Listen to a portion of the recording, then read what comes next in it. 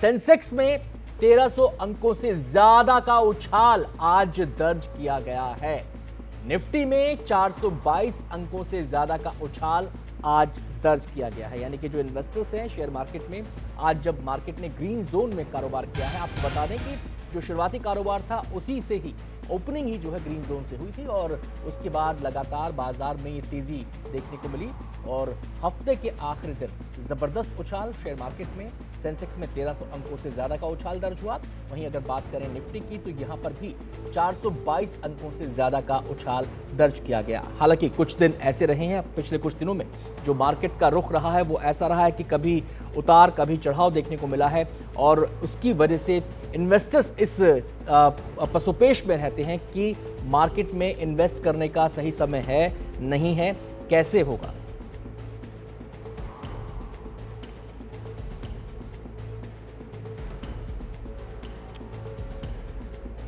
तो अनंत जी हमारे साथ शेयर मार्केट के एक्सपर्ट के तौर पर जुड़ रहे हैं, हम उनसे बातचीत करेंगे और सीधे हम रुख कर लेते हैं अनंत जी का ही। अनंत जी बहुत बहुत स्वागत है आपका। आज तो शेयर मार्केट ग्रीन जोन में है, 1300 अंकों का उछाल। सबसे पहले तो लोग यही समझना चाहेंगे कि इस उछाल की क्या वजह है, फिर आपसे ये समझना चाहेंगे कि इस उतार चढ़ाव की क्या वजह है। आनंद सर, सबसे पहले थैंक यू सो मच मुझे शो पे बुलाने के लिए।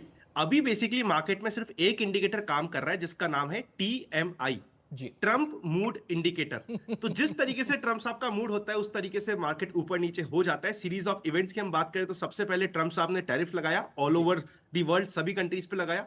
रिटेलिएशन में चाइना ने टैरिफ लगाया, चाइना पे नाराज होकर ट्रंप साहब ने वापस से टैरिफ लगाया एंड इवेंचुअली डिसाइड किया कि एक बार वो बाकी सभी कंट्रीज पे जितना भी टैरिफ लगाया है उसमें सिर्फ 10% इंक्रीमेंटल टैरिफ लगाएगी, बाकी सब पे 90 डेज का एक बार हॉल्ट लग गया। जैसे ये हॉल्ट लगा, जो मार्केट टैरिफ की न्यूज से करेक्ट हो रखा था उसमें बाउंस बैक आया और बाउंस बैक भी नॉर्मल नहीं, कोविड के बाद ऐसा बाउंस बैक हमने पिछले 5 सालों में पहली बार देखा। इतना अमेजिंग बाउंस बैक आया। अब जैसे जैसे अब लोगों को रियलाइज होगा, मुझे लगता है जैसे जैसे लोगों को ये अंडरस्टैंड होगा कि 90 डेज का सिर्फ वेटिंग पीरियड है, उसके बाद वापस से टैरिफ में नेगोशिएशन के बाद टैरिफ लगेगा, वैसे वैसे मार्केट सेटल डाउन होकर कूल डाउन हो जाएगा। पर आज के दिन था सेलिब्रेशन का दिन, और वो भी सेलिब्रेशन ट्रम्प साहब के मूड के चेंज होने का। चलिए, ये तो आपने बताया कि इस रैली की वजह क्या है, ये भी आपने बताया कि इस उतार चढ़ाव की वजह क्या है। आपने एक नया इंडिकेटर आज हमारे दर्शकों को दे दिया, TMI। अब मेरा सवाल आपसे ये है, क्या मार्केट अब स्टेबिलिटी की तरफ जा रहा है? देखिए, हिस्टोरिकली जब भी ऐसे टेरिफ वॉर होते हैं या फिर जब भी दो कंट्रीज में एक मेजर कंफ्यूजन होना स्टार्ट होता है जिसमें all over the world countries involve होती है, सॉल्यूशन आसानी से नहीं आता है। सॉल्यूशन में मल्टीपल चीजें होंगी। कई बार बोला जाएगा कि हाँ यार बिल्कुल हम सॉल्यूशन के आसपास पहुंच चुके हैं, वितने में किसी की तरफ से एक नेगेटिव न्यूज आ जाएगी। हो सकता है चाइना बाकी सभी कंट्रीज के पास जाके एक अपना दूसरा रूट निकालने की कोशिश करेगा। जब वो रूट नहीं निकलेगा, चाइना उस दूसरे यूएस उस दूसरे रूट पे भी टैरिफ लगा देगा, तो वापस से टॉक स्टार्ट होगी। So it will take some time. कई बार हम मार्केट में जल्दी करने की कोशिश करते हैं, ये समय जल्दी करने का नहीं है। ये समय में आपको ये मान के रहना चाहिए कि अगले 2 से 4 महीने के बीच में मार्केट की वॉलिटिलिटी रहेगी। वॉलिटिलिटी का मतलब सिर्फ नीचे जाना नहीं होता है, रैंडमली ऊपर होना भी होता है। मैंने रिसेंटली लास्ट वीक भी ये डिस्कशन किया था आप ही की टीम के साथ, जहां पे मैंने बात की थी कि अभी के मार्केट में अगर आपने रैंडमली कॉल सेल किया 10 रुपए का आपके प्रीमियम खाने के लिए, कभी भी कोई एक पॉजिटिव न्यूज आ जाएगी और सीधा 5% मार्केट ऊपर खुलेगा और घर बार लुट जाएगा। तो आपको ये सोचते हुए अगले 2 से 4 महीने वॉलिटिलिटी रह सकती है, अपने काम को अंजाम देना चाहिए। जी अनंत, मेरा अगला सवाल आपसे ये है कि मार्केट में बहुत सारे इन्वेस्टर्स जो हैं कारोबार करते हैं। इसमें इंस्टीट्यूशनल इन्वेस्टर्स हैं, इसमें पोर्टफोलियो इन्वेस्टर्स हैं, इसके अंदर आपके फॉरेन इन्वेस्टर्स हैं और इसके अंदर आपके डोमेस्टिक इन्वेस्टर्स हैं। मैं डोमेस्टिक इन्वेस्टर्स को खास तौर से केंद्र में रख के आपसे सवाल पूछना चाहता हूं, क्योंकि इन्हें भारत का बड़ा शॉक ऑब्जर्वर भी कहा जाता है। तो डोमेस्टिक इन्वेस्टर्स के लिए ये वक्त कैसा है, उनके लिए पेशेंस कितना इंपॉर्टेंट है इस टाइम में? सर देखिए, अगर आप domestic mutual fund, index fund, long term investor है तो पिछले 4 साल का कोविड के बाद का अगर मैं कहूं तो सबसे बड़ा मौका आपके सामने है। अब वो मौका है तो उसमें करना क्या होता है, इसका मतलब ये नहीं है कि मेरे पास 100 रुपए तो मैं 100 रुपए एक साथ लगा दूंगा। बट अगर आप उस 100 रुपए को अगले 6 महीने में डिवाइड करके अपनी एसआईपी को डबल करके, एसआईपी को टॉपअप करके निवेश करने की बात करेंगे, तो ये बुरे समय में ही आपको यूनिट सस्ती मिलती है। एसआईपी इन्वेस्टर को जिस समय उसका इन्वेस्टिंग का पीरियड चल रहा है, पहले 5 साल सिर्फ यूनिट कलेक्शन पे फोकस करना चाहिए। मार्केट में उस यूनिट का क्या प्राइस चल रहा है उसको छोड़ देना चाहिए, क्योंकि आप एक जी। Diversified mutual fund, index fund buy कर रहे हैं। प्राइस छोड़ दीजिए, कितने मैक्सिमम यूनिट्स आप बाय कर सकते हैं उसके ऊपर फोकस कीजिए और इस डिप को एज एन अपॉर्चुनिटी यूज करते हुए काम करिए। ये तो म्यूचुअल फंड और इंडेक्स फंड की बात हो गई। जी। अब कोई इन्वेस्टर है जो स्टॉक मार्केट में डायरेक्ट शेयर्स में ट्रेड करना चाहता है, तो उसको कभी कभी मार्केट में शेयर लेने से पहले भगवान का नाम भी ले लेना चाहिए। मतलब बहुत जल्दीबाजी करके मैं ये सोचूं कि मैं रातों रात ही अमीर बन जाऊंगा, वॉलिटिलिटी का यूज कर लूंगा, ये देखो मेरा आज मौका छूट गया, ऐसे करके काम करेंगे तो फंसने के ज्यादा मौके होंगे। अगर आप नए इन्वेस्टर है, 100 रुपए से काम करते थे, अभी 30-40 रुपए से काम करिए, एक बार मार्केट को स्टेबलाइज होने दीजिए, उसके बाद क्वांटिटी बढ़ा दीजिएगा। अगर स्विंग ट्रेडिंग करने में दिक्कत आ रही है, कुछ समय नहीं करेंगे ट्रेडिंग, तब भी हमारा कुछ चले नहीं जाएगा, कुछ जी। समय के लिए आप ट्रेडिंग रोक सकते हैं। अगर आप जी। एक्सपीरियंस ट्रेडर है, जानते हैं मार्केट में दोनों साइड की तेजी और मंदी करना, बिल्कुल आपका मार्केट में स्वागत है, आप मार्केट में काम कर सकते हैं। जी। अपने पोर्टफोलियो को कैसे मेंटेन किया जाए, उसका कुछ लोग ये सलाह देते हैं कि अरे गिर रहा है गिर रहा है गिर रहा है, उठा लो उठा लो उठा लो। कुछ लोग ये सलाह देते हैं कि अरे यार जितने पे खरीदा था उतना भी नहीं बचा, बेच दो बेच दो बेच दो, नुकसान कम हो जाएगा। क्या इस हैपहैज़र्ड जिगजैग एटीट्यूड से बचना चाहिए? बिल्कुल सर, आप बिल्कुल सटीक बात बोल चुके हैं, आपने खुद ने एक्सप्लेन कर दिया। इस समय आपको सिर्फ एक चीज बता सकती है, वो है एसेट एलोकेशन। आपको अपने, अगर आपका 1,000 रुपए इन्वेस्टेड है मार्केट में, तो आपके पास उसमें डेट भी होना चाहिए, इक्विटी भी होना चाहिए, बैलेंस एडवांटेज भी होना चाहिए, गोल्ड भी होना चाहिए। प्रॉपर एसेट एलोकेशन अगर आपके पास है तो 2025 के साल में आपको दिक्कत नहीं आएगी। अगर आपका प्रॉपर एसेट एलोकेशन नहीं है तो इस साल आपको दिक्कत आना, या फिर मार्केट के मूल माहौल बदलने के साथ साथ आपके भी इमोशंस के मूल माहौल बदलना लाजमी है। तो जी। अपने एसेट एलोकेशन पे फोकस कीजिए। सपोज करते हैं मार्केट के टूटने के बाद आपका एलोकेशन इक्विटी में 60 की जगह कम हो गया है, वो 50 हो गया है, तो उसमें इक्विटी में एलोकेशन बढ़ाना भी है आपको इस समय पे। ये समय आपको मार्केट में टॉप अप करने का, एसआईपी को डबल करने का जरूर मौका है, जी। पर अपने एसेट एलोकेशन को सेंटर में रखिए।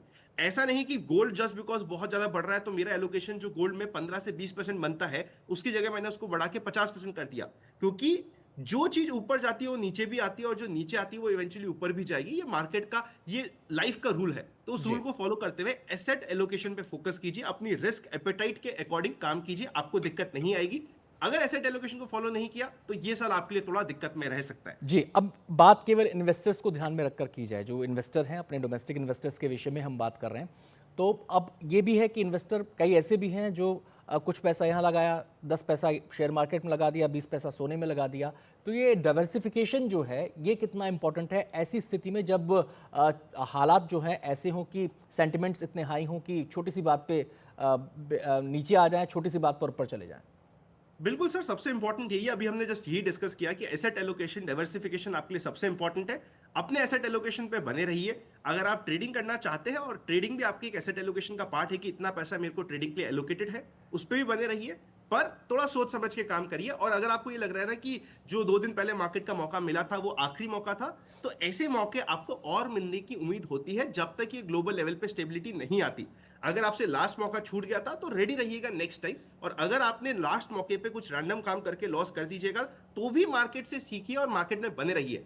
अगर मार्केट में लॉन्ग टर्म में पैसा कमाना है तो एसेट एलोकेशन के साथ साथ मार्केट में बने रहना भी जरूरी है। जी। अगर आप इस गेम में हो ही नहीं, अगर आप इस रेस में हो ही नहीं, तो फिर ये जो कंप्लीट मैस के बाद, कंप्लीट कंफ्यूजन के बाद जो एक्चुअल रैली आएगी, उसमें भी आप सिर्फ एक स्पेक्टेटर के जैसे काम करेंगे। मैं नहीं चाहता कि इंडिया की वेल्थ स्टोरी में आप एक स्पेक्टेटर बन के रह जाए, उसका हिस्सा भी बनिए। जी। एक अब शेयर मार्केट के विषय में जब बात होती है तो सोशल मीडिया पे बहुत सारे ऐसे सलाहकार आजकल घूम रहे हैं जो जैकपॉट फिनोमेना को टच करते हैं, उस सेंटिमेंट को टच करते हैं। आप मुझे ये बताइए कि जैकपॉट फिनोमेना कुछ होता भी है इस शेयर मार्केट के इन्वेस्टर्स के लिए, या पेशेंस सबसे बड़ा उनका एसेट है? सर देखिए, जैकपॉट होता है, पर जो आपको बता रहा है कि जैकपॉट है उसके लिए होता है। मतलब आप लोगों के लिए नहीं होने वाला। जो आपको बता रहा है कि आप रातों रात अमीर हो सकते हो, उनके लिए होगा। और ये मैं आज नहीं कह रहा हूं, वॉरेन बफेट साहब 25 साल पहले बोल के जा चुके थे कि quick rich theories are usually quick poor theories. जैसे हम लोग भी सोशल मीडिया पे काम करते हैं, आप भी, हम लोग डिजिटली काम करने की कोशिश कर रहे हैं, लोगों को सही नॉलेज देने की कोशिश कर रहे हैं।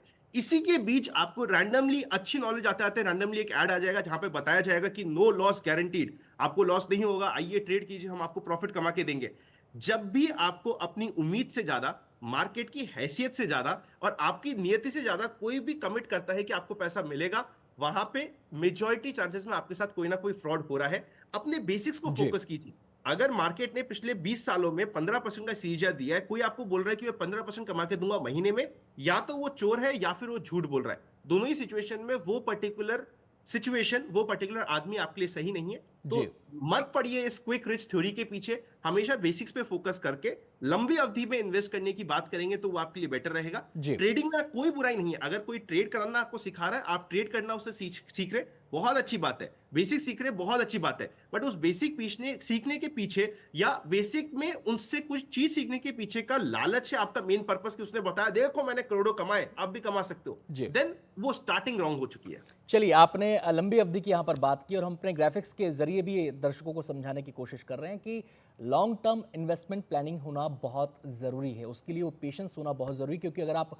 लॉन्ग टर्म इन्वेस्टमेंट प्लानिंग के साथ आगे बढ़ते हैं तो हमारे ग्राफिक्स के जरिए भी आप इसको बात को समझ सकते हैं, और जो अलग अलग जो एक्सपर्ट्स हैं वो भी आपको इस दिशा में गाइडेंस अक्सर करते हैं। एक लास्ट सवाल मेरा अनंत से यहाँ पर ये है, ये शॉर्ट टर्म और लॉन्ग टर्म की टाइमलाइन को भी जरा समझा दीजिए, कितने पीरियड को हम शॉर्ट टर्म माने और कितने पीरियड को हम लॉन्ग टर्म माने? देखिए, अगर आप ट्रेडिंग की बात कर रहे हैं, स्विंग ट्रेडिंग में मैं हमेशा कहता हूं जब भी आप स्टॉक्स में काम कर ले, आपके लिए शॉर्ट टर्म होता है 2 से 3 हफ्ता, 2 से 4 हफ्ता, जिसमें आप काम करते हैं, जिसमें आप ट्रेड लेते हैं, जिसमें आप स्टॉक्स को परचेस करते हैं। स्टॉक्स में जब आप लॉन्ग टर्म की बात करते हो, यूजुअली आप 6 महीने से 1 साल की अवधि वाले में लॉन्ग टर्म मांगते हैं। इसी की जगह अगर मैं म्यूचुअल फंड लॉन्ग टर्म आपकी गोल्ड प्लानिंग की बात करूं, तो वहां पे 3 साल से नीचे सब कुछ आपका शॉर्ट टर्म है, 3 साल के ऊपर आपका मीडियम टर्म है, और 5.5-6 साल के ऊपर आपका लॉन्ग टर्म स्टार्ट होता है। और आपने जैसा कि ऊपर एक चार्ट प्रेजेंट कर रखा है सेंसेक्स का, मैं हमेशा हमारे सारी इन्वेस्टर सभी व्यूअर्स को हमेशा ये एक बोलता हूं चीज, जब भी आप डाउट में हो जूम आउट करो। अभी एक दिन में मार्केट टूटा या एक दिन में मार्केट बढ़ा, आपको वॉलेटिलिटी लगी, जूम आउट करो कि एक हफ्ते में क्या हुआ है। एक हफ्ते के बाद आप 1 महीने पे जाओ, 1 महीने के बाद 1 साल पे जाओ, 1 साल के बाद आप 10 साल पे जाओ। जैसे ही आप 5 साल 10 साल पे जाओगे, आपको पता चलेगा ये बीच की वॉलेटिलिटी एक छोटा सा जर्क होता है जो 10 साल में आपको पता भी नहीं चलेगा। तो हमेशा लॉन्ग टर्म व्यू को, लॉन्ग टर्म विजन को, लॉन्ग टर्म पिक्चर को ध्यान में रख के काम कीजिए। बहुत बहुत शुक्रिया अनंत आपका हमसे बातचीत करने के लिए और मार्केट को लेकर जो लोगों के जहन में सवाल हैं उनको एड्रेस करने के लिए। तो अनंत ने बात का जो बातें कही, उनका लब्बो लुबाब, उनका निचोड़ यही निकल कर सामने आता है कि अगर आप इन्वेस्टर के तौर पर शेयर मार्केट में शिरकत कर रहे हैं तो ऐसे में पेशेंस का होना, धैर्य का होना बहुत ज़रूरी है।